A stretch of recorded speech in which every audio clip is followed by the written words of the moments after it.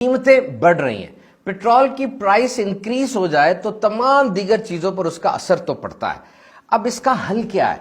ایک تو یہ ہے کہ سوشل میڈیا، گھر، دکان، آفس میں بیٹھ کر لمبی لمبی ڈیبیٹس جناب کی جائیں، لیکن نہیں، دیکھیے ہم کیا کنٹرول کر سکتے ہیں اور کیا چیز ہمارے کنٹرول سے باہر ہے، اس باؤنڈری کو ڈیفائن کرنا ہے۔ دیکھیں میں کچھ چیزیں بولتا ہوں، غور سے سنیں۔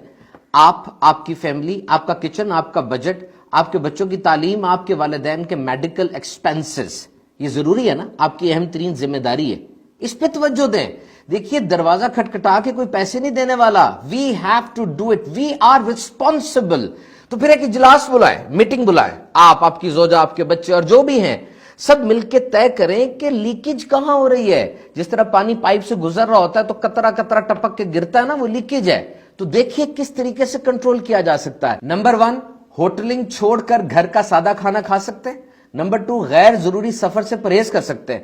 نمبر 3، یہ دیکھیں جو چیز خرید رہا ہوں وہ واقعی مجھے چاہیے کہ دوسروں کو دکھانے کے لیے خرید رہا ہوں۔ یاد رکھیے گا، ٹیک دس سینٹینس، اگر آج آپ وہ چیز خریدیں گے جس کی آپ کو ضرورت نہیں تو کل آپ کو وہ چیزیں بیچنی پڑیں گی جس کی آپ کو سخت ضرورت ہے۔ تو دیکھیے جو ہو رہا ہے وہ تو سب کے ساتھ ہے نا، لیکن رد عمل مختلف ہے۔